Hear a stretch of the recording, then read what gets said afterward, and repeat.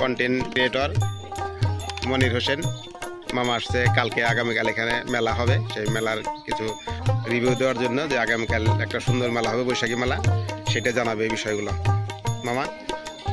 সুপ্রিয় দর্শক, আজকে আমরা এসেছি মানিকগঞ্জ জেলার শিবালয় উপজেলার উলাল ইউনিয়ন পরিষদ বা উলাল বাজার গ্রামে।